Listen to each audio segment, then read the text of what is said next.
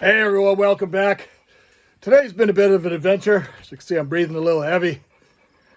Never stops here at the farm, so if it's not one thing, it's another. Today definitely was an exception. I'm standing up here on the top of our deck, and I'm showing you the vastness of the fields behind us. Our neighbor, that's right over there, that's his feedlot that approaches our farm. And he actually owns all the land that's behind us there for miles, and that's where he runs all his cattle. Well, today we had a bit of a situation. Let's take a look.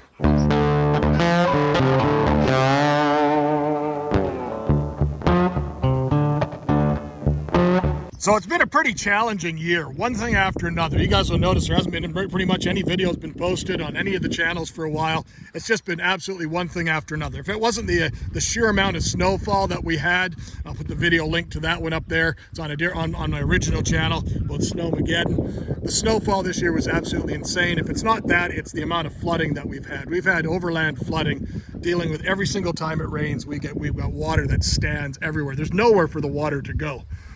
We had new residents that arrived this spring. They're all grown up. I don't even think I had a chance to even do the video about them, but we have it's my daughter Riley. She has 9 Indian runner ducks. They're all grown up. I'll probably go and edit the video of us going and getting them. And they evicted all the chickens that were in that house. And then we suddenly found out that ducks don't climb. So the ducks don't even use the house whatsoever. So not only that, do we have to build a new shelter for the ducks this year. There's their pool, there's their food. They've got another pool under the trampoline. But that's not really the topic of today. Today's topic involves a certain big red jerk. Right, Chewie? That's right. We're talking about you. And what did Chewie do today? We're going to tell everybody, Chewie, what you did? Yeah, let's talk about it.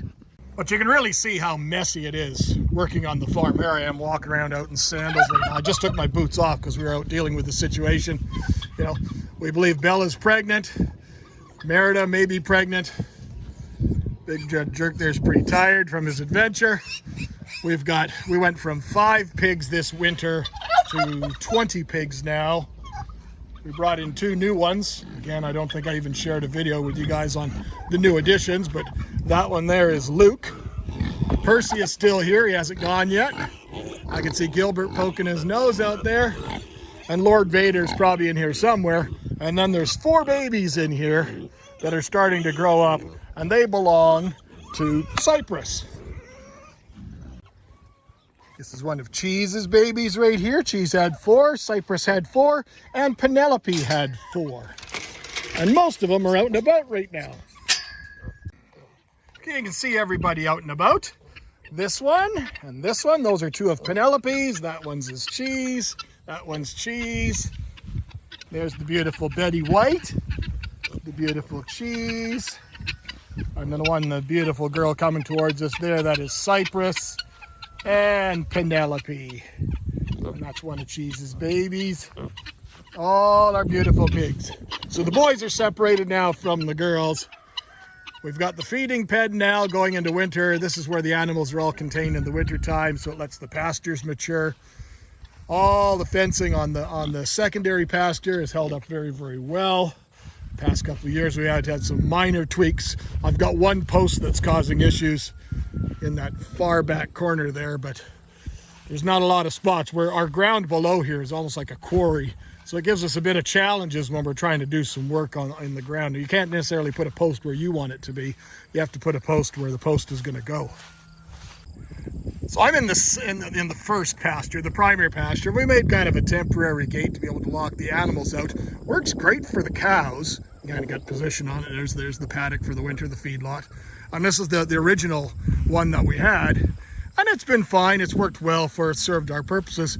But we've had a few problems. Mostly this year, we've had problems with the neighbors' cows, and we've had problems with Cheese. So when you look at the fencing and the fencing that we've got, you'll notice there's barbed wire on the front. Now there's one that's very, very low to the ground. That prevents the animals from lifting it up. And then we've got 4 other strands. And for most purposes, this has worked very, very well. However, the problems that we've been faced with this year particularly has been the sheer level of moisture. As I showed you, the overland flooding, what that does is that makes posts in the ground loose. And you can't put a lot of pressure or strain on this post. Now this one goes down fairly well, so it's nice and stiff, but some of the posts have gotten loose, and that's a real challenge because trying to keep the wires, the barbed wire particularly, or if you're using high tensiles, doesn't matter, any type of wire, trying to keep it tight is very, very challenging when the ground is soft. But today we came out this morning and noticed that Chewie wasn't with us. And Chewie, obviously, you can see the red fur here. It's one of the telltale signs of owning a Highland. Chewie went over the fence here, and we were trying to figure out where he was.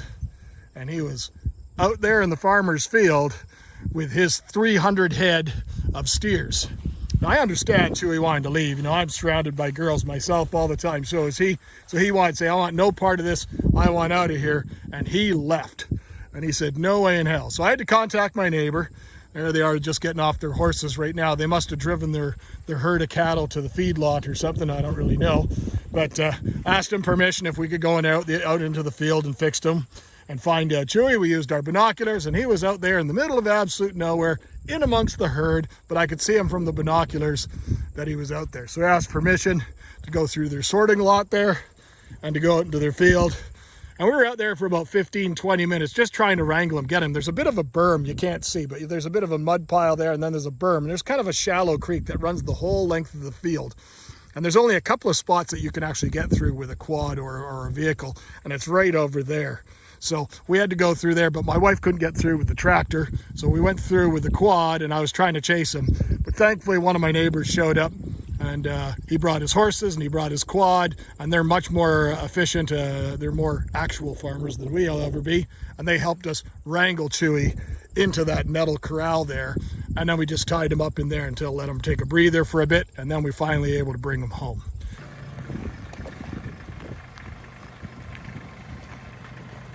Keep going, Chewie.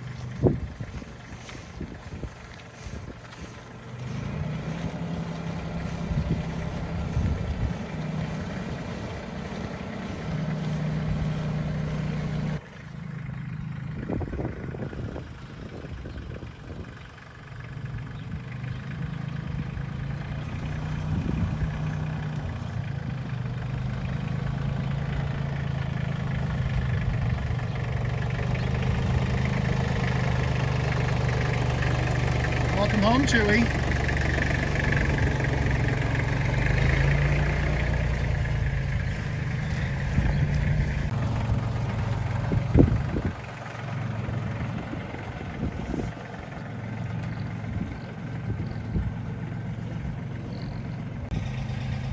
So how much do you love Highlands now, Mom?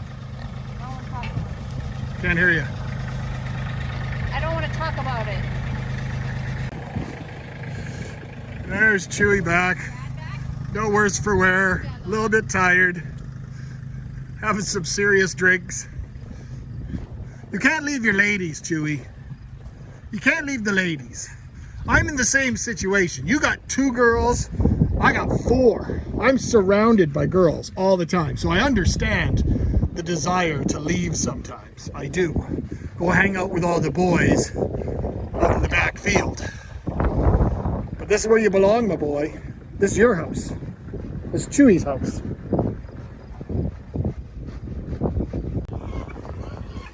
What do you think, Chewie? Pretty good place to be, eh? We'll just sit in the shade for a bit. Cool down a little bit.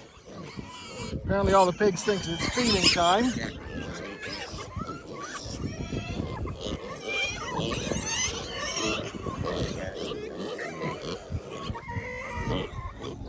Well, another adventure, another day. Never ends here at Outnumbered Acres. Thanks for watching, everybody. Till next time, cheers.